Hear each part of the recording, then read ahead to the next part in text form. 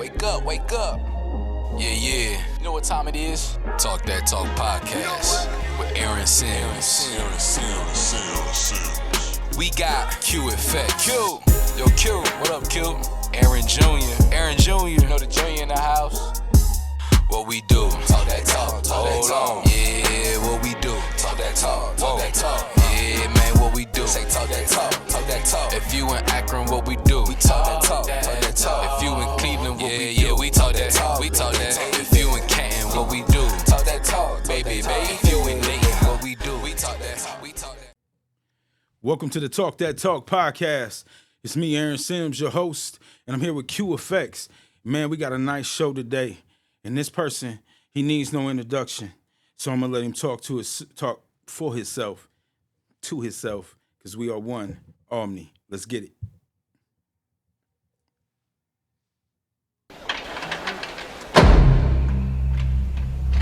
What's up?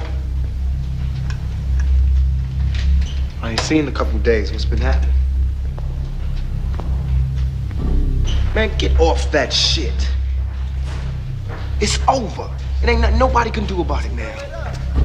What do you want from me, man? Nothing. Just came to see if you was alright. See how you been doing. Well, I ain't talked to nobody, aight? I know. Crew. Always will be. I just came to see what's up. Let me tell you something, B.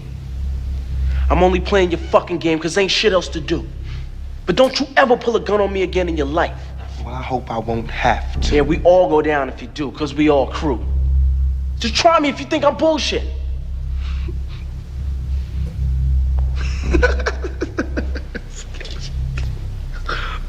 Look at this. The brother finally decides to stand up like a man and throw down. Too bad Raheem had to die first, huh? It's over. Everything starts from now. We all go down unless we stay together. Ain't no one man above the crew. You know that shit. Crazy, man.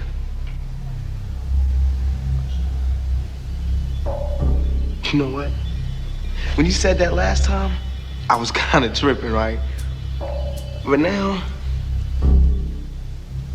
you're right. I am crazy.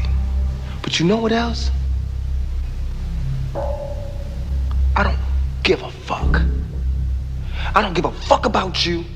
I don't give a fuck about Steele. And I don't give a fuck about Raheem either. I don't give a fuck about myself.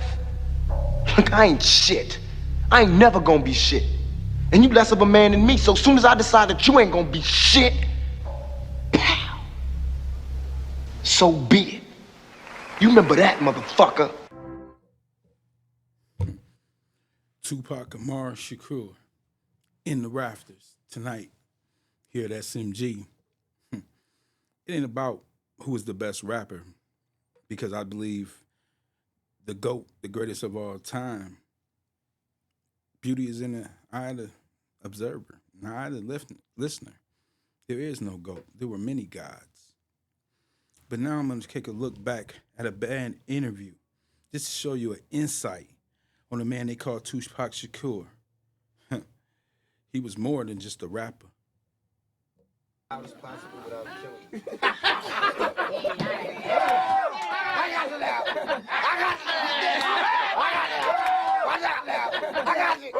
Hold on now. I got it. Play the beat. Okay, let's get serious. First of all, it's not a joke. It's very serious. Christmas album, Merry Christmas, Feliz Navidad. We just want to send this out to my man right now. How do you pronounce your name? Tupac. Tupac. Remember, like two and Pac like pocket. You won't go wrong. Just Tupac. Good. Looking good.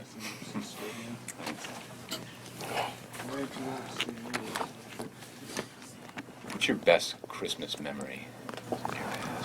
Let me see.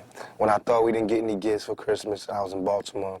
I thought we didn't get nothing. It was a knock on the door. My sister's principal from her school came, and they had like this charity, whatever, where they give like the turkey to the poor family on the block. We was the poor family. So we got this turkey. I got some cheap boots, you know, got little cheap trinkets. But on Christmas, you want as many trinkets as possible. And so I got a whole bunch of little tiny things. It was cool. We got free cheese, free beans, free butter, free everything. All that little government surplus stuff. But on Christmas, you needed, I mean, as opposed to us having an empty refrigerator, empty nothing. So I just remember when it first came, you know, and it's always like a Christmas carol playing around Christmas time on somebody's TV.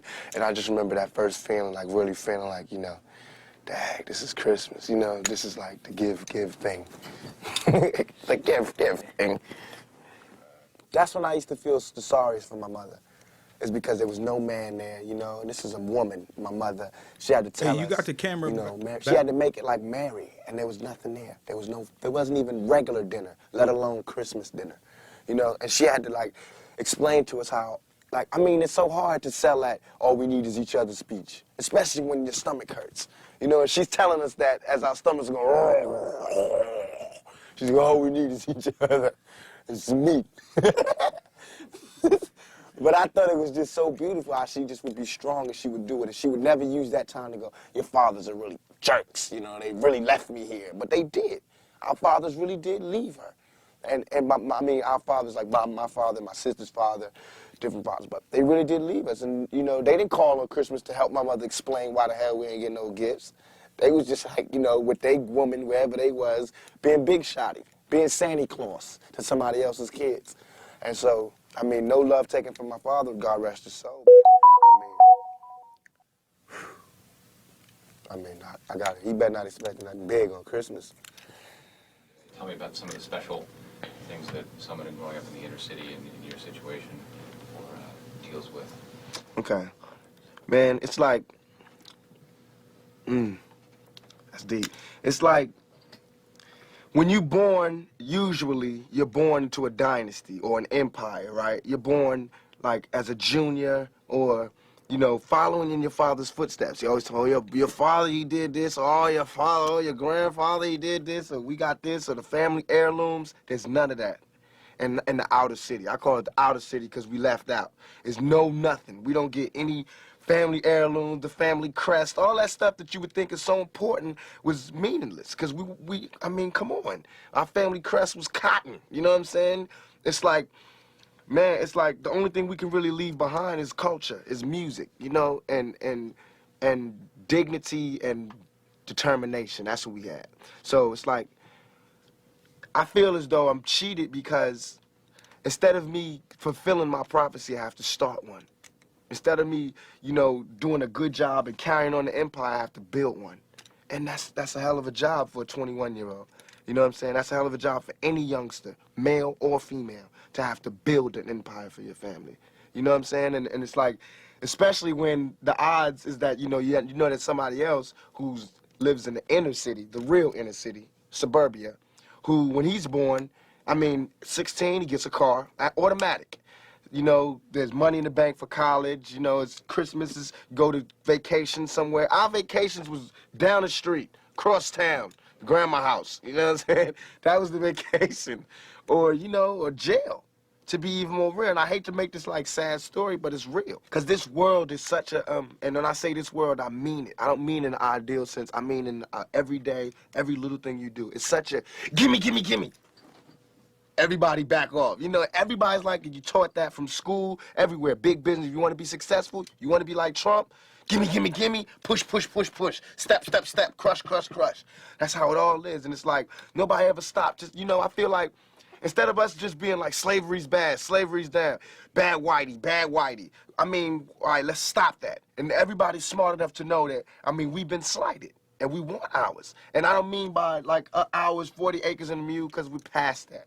But we need help. I mean, for us to be on our own 2 feet, us meaning youth or us meaning black people, whatever you want to take it for us to be on our own 2 feet, we do need help. Because we have been here, we have been a good friend. If you want to make it a relationship type thing, we have been there, and now we deserve our payback. It's like you got a friend that you don't never look out for. You know, you dressed up in jewels. Now America's got jewels, and they paid and everything, and they lending money to everybody except us. And it's like, you know, everybody need a little help on their way to being, you know, self-reliant. I mean, if this is truly a melting pot in the country where we care about it and Lady Liberty got a hand like this, she really loves us, then we really need to be like that. And it needs to be the black kids. And if there's a white person who got money, then he need to help them. He need to help black kids, Mexican kids, Korean kids, whatever. But it need to be real. And it need to be before we all die and then you say, oh, I made a mistake. We should have gave them some money. We really should have helped these folks. It's going to be too late. You know what I'm saying? And then that's when you got to pay your own karma. And that's when God make you punish. When God punishes you. Because I feel like, you know, it's too much money here. I mean, nobody should be hitting lotto for 36 million and we got people starving in the streets. That is not idealistic. That's just real. That is just stupid. There's no way Michael Jackson. Tupac, Amaru, Shakur. Yeah. Man, just think that brother was only 23 years old. Could you imagine if he could have reached total maturity? Speaking of being immature, it was funny. It was a story going around, you know, out in Hollywood about him getting in a fight with Michael Jackson. Now, you know, Mike is over 6 foot, man. That's Joe Jackson's son. He from Gary, Indiana. You know, shit, that's the reason he changed his nose. There's cracking on his nose, calling him Kobe Bear nose on the motherfucker. But the first time I heard the story was from Boo Capone. That's my diabetic koala bear looking ass friend that's always on the money and a genius when it comes to comedy. But let's check out this story, man.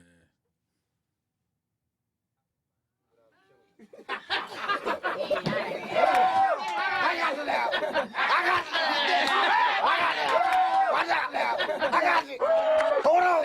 I got it. Play me.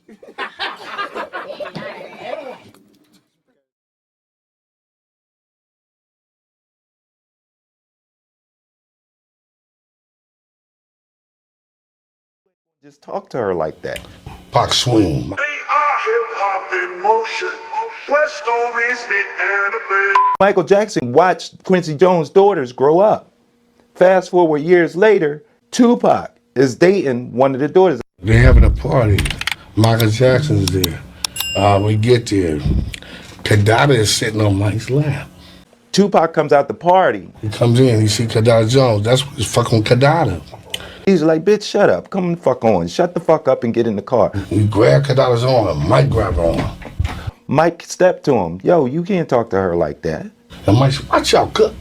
You still gotta handle with my sister, homie. It's like, Mike, mind your fucking business. Mike was like, fuck no. That's like my niece. You ain't gonna just talk to her like that. Pac swing. Mike duck it. Mike give him a left. Boom.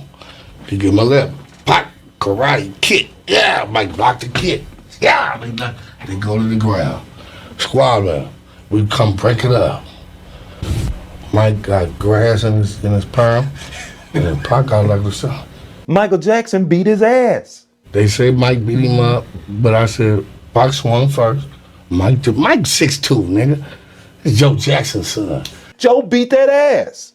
And Joe was a hard rock. Remember, this man grew up in Gary, Indiana, one of the... You know about them small little towns? Gary, Indiana is down the street from Chicago. The mob. That's where the mob at. They said Tupac loved to fight, but he can't fight. Tupac. Cause Pac loved to fight. He can't fight, but he loved to fight. Nigga, they hugged it out. But they were saying Mike beat up Tupac. I said, I don't know. But look at the content of his records. Listen to the shit he's saying. You want to be starting something, nigga? Mike, man, Beat it. He's talking about beating ass right there. Man, I'm telling you, the stories they tell. Shoot.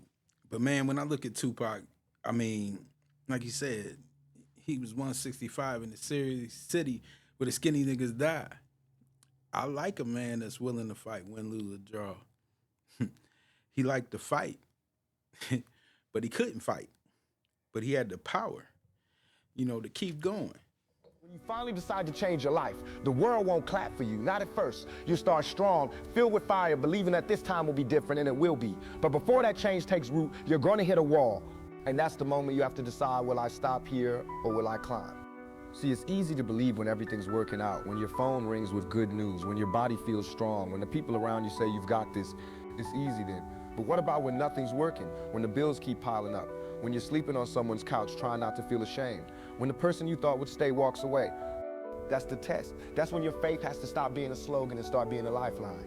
I remember something that hit me once. Before anything changes on the outside, something has to shift inside. You gotta see yourself as more than what you've been. You gotta believe before anyone believes in you that you can do this. You gotta look at your reflection and say, I may not look like much right now, but this story isn't finished. Because that's where the battle starts, in your mind. The world won't always give you a fair fight, but your mind can either build you or bury you. And I'll tell you something, the people who win in life, they aren't the most talented or the most gifted. They're the ones who get back up one more time than they fall. They're the ones who keep walking when everything in them screams stop. They don't let pain define them. They use pain. They understand that pain is the price for transformation. No pain, no progress, no struggle, no strength. And when you hit that wall, because you will, keep hitting it. Don't walk away. Don't start doubting yourself. Don't tell yourself you were crazy to even try. That wall is there to test what's inside you. And here's what most people never understand. The breakthrough doesn't come when you first start pushing. It comes when you're exhausted, when you've got nothing left, when every part of you wants to give up and you push one more time. That's the moment something inside cracks open and says, this is who I am. So yeah, you'll fall hard. Life will throw punches that make you question everything. But here's the trick. When you fall on your back. Because if you can look up, you can get up. And if you can get up, you can fight again. Some of the best people I know built their strength through tears, through humiliation, through rejection. And when you finally climb out of that place, you look back and realize those dark seasons, they built you. They taught you how to survive. They showed you that even when everything breaks, you don't. Think back for a moment. You've had times you thought you wouldn't make it. You didn't see a way out, but you made it anyway. You've survived things that should have destroyed you. You're still here. That means something. That means you got another chance. As long as you're breathing, you're still in the game. You still got time to rewrite the story. You still got power to turn the page. And every morning you wake up, that's proof you've been given another shot to get it right. Now listen carefully. Stop waiting for the perfect conditions. They don't exist. Start with what you've got. Use what's in your hands. Move with what's in your heart. Because momentum favors movement. When you focus your energy, things start to open up. Opportunities begin to appear. The right people cross your path. But it all starts with you saying, I'm gonna keep moving forward. That's the key. Focus. Focus on your dream like your life depends on it. Because in a way it does. You got more in you than you've ever tapped into. There's a version of you that's stronger, bolder, more resilient than the one you know. You've just got to push hard enough to meet that version. Hold a vision in your mind, not of what is, but what could be. See yourself healthy. See yourself free. See yourself thriving, fulfilled, in peace, because what you hold in your mind begins to shape your world. What you focus on multiplies, and once you understand that, you'll never give your energy to fear again. When life feels unbearable, remember this. You've handled worse before. You faced storms and somehow found your way through. You didn't die. You didn't quit. You didn't lose everything that mattered most. And that's your superpower. You're still here. You might be tired. You might be hurting, but you're here. And as long as you're here, there's hope. If you can breathe, you can rebuild. If you can believe, you can become. Life will grind you, it will test you. But that grindstone, it doesn't just wear you down. It can polish you if you let it. It can turn you into something sharper, stronger, more beautiful than before. You decide which side you stand on. The side that breaks or the side that builds. Next time you fall flat on your face, get up and say, that's all you got. And when life throws its hardest punch, you smile. Because deep down, you know it's just part of the process. Every failure, every heartbreak, every detour is pushing you toward the person you were meant to be. And when the dust settles, when the smoke clears, when the people who doubted you are forced to watch you win, you'll know it wasn't luck. It was endurance. It was faith. It was every night you refused to give up. Keep going until something breaks.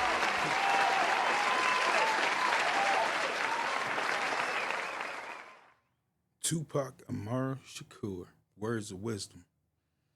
You know, it was a time when Tupac, he had to sit back and reflect on life and really start to learn from life. And he read this book. It was called The White Man's Burden. And he wrote this song called The White Man's World. Now, when he spoke of a white man, he wasn't talking about race, color, or creed. He was talking about the powers that be. As long as you have a social security card, you are black. You are cattle. You are human chattel. Because you are they call, you are capital for the corporation. So when I heard this song, I was really inspired to play.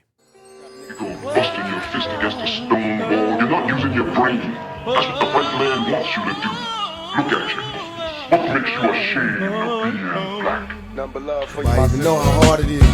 Being a woman, a black woman at that. Shit. In this white man's world, sometimes we overlook the fact that we be riding hard now since we don't be knowing the pain we be causing. This white man's world. This white man's world. I ain't saying I'm innocent in all this. I'm just saying this white man's world. This song's to y'all. For all those times that I mess up or we mess up. Dear sister, got me twisted up in prison, I miss you. Crying, looking at my nieces and my nephew's picture. They say don't let this cruel world get you. Kinda suspicious, swearing one day you might leave me for somebody that's richer. Twist the cap off the bottom, I take a sip and see tomorrow. Gotta make it if I have to beg a bottle. Reading love letters late night, locked down and quiet. If brothers don't receive they mail, best believe we ride. Eating Jack Mac, staring at the walls of silence inside this cage when it captured all my rage and violence. In time I learned a few lessons, never fall for riches. Apologies to my true sisters, far from bitches. Help me raise my black nation, reparations are due. It's true, caught up in this world, I took advantage of you. So tell the babies how I love them, precious boys and girls, born black in this white man's world. And all I heard. And you talk about black people, hey, you know, we haven't had it this bad in a long time. All these motherfuckers wanna be like us. They all wanna be like us. To be the have-nots. All here. Get all blessed, shout, hold his own, no motherfucking doubt. Being born with less, I must confess, only adds on to the stress. 2 gunshots to my homie's head, died in his vest. Shot him to death and left him bleeding for his family to see. I pass his casket, gently ask him, is there heaven for G? My homeboy's doing life, his baby mama be stressing, shedding tears when her son finally asked that question. Where my daddy at? Mama, why we live so poor? Why you crying? Heard you late night to my bedroom door. Now do you love me, mama? Why they keep on calling me nigga? Get my weight up with my hate and pay him back when I'm bigger. And still thugging in his jail cell, missing my block. Hearing brothers screaming all night, wishing they stop. Proud to be black, but why we act like we don't love ourselves? Don't look around, but suck, check yourselves. Know what it means to be black, whether a man or girl, we still struggling in this white man's world. We must fight for brother Amaru. We must fight for brother Matilda. Born black in this white man's world. We must fight for brother Geronimo Pratt. We must fight man's world for broken lords, Kofi. We must fight man's world for the countless political prisoners who are locked up falsely by this white man. Change, choose a new direction, and I'm giving out. My time away just made perfection. Cause I think I die. Not gonna fly, why should I care? Like we holding on to lost love that's no longer there. Can you please help me? God bless me, please keep my seeds healthy. Making all my enemies bleed while my G's wealthy. Hoping they bury me with ammunition, weed and shells. Just in case they trip in heaven, ain't no G's in hell. Sister, sorry for the pain that I caused your heart. I know I'll change if you help me, but don't fall apart. Rest in peace to Latasha, Lil Yummy and Kato. Too much for this cold war to take, ended up being fatal. Every woman in America, especially black, bear with me, can't you see that we under attack? I never meant to cause drama to my sister and mama, but when we make it through better times in this white man's world. You're out of touch with reality. Well, a few of you in a few smoke-filled rooms calling that the mainstream, while the masses of the people, white and black, red, yellow, and brown, poor and vulnerable, are suffering in this nation. Never that. In this white man's world, they can't stop us. We've been here all this time, they took us out. They can never take us out. No matter what they say about us being extinct, about us being endangered species, we ain't never gonna leave this. We ain't never gonna walk off this planet unless y'all choose your brain. Use your brain. It ain't them that's killing us, it's us that's killing us. It ain't them that's knocking us off, it's us that's knocking us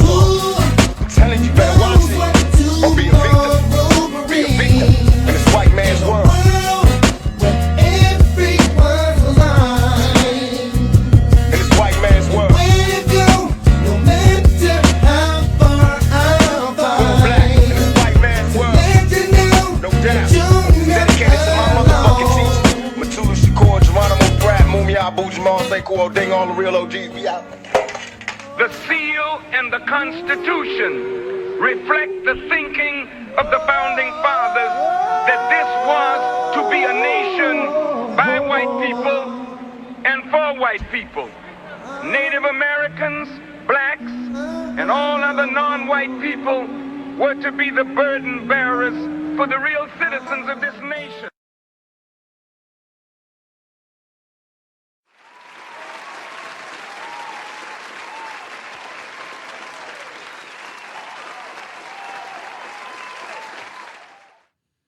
Tupac, Amaru, Shakur in the Rafters. Man, he said a lot. He said a lot. Only thing I can say is return to Nine Ether, Chaos Beings. Blow sage on him. To my brother, co-partner, Lecrae. Much love. Fake support when the camera's on and the fake smiles. Hold that. Rented Lambo with the paper tags and a bunch of miles. Hold that. The IOUs that go MIA, I don't even care. You can Hold that. the section models with the high prices that I never pay, please. Hold that. A piece on me for a piece of mind. I ain't got the time. Got a Hold that. lawyer phone number next to mine's if I need a line. Got a Hold that. paperwork if I hit the yard for a spill. Yeah, I'm a Hold that. USBs with your demo on it. That's a fail, brother. Just look.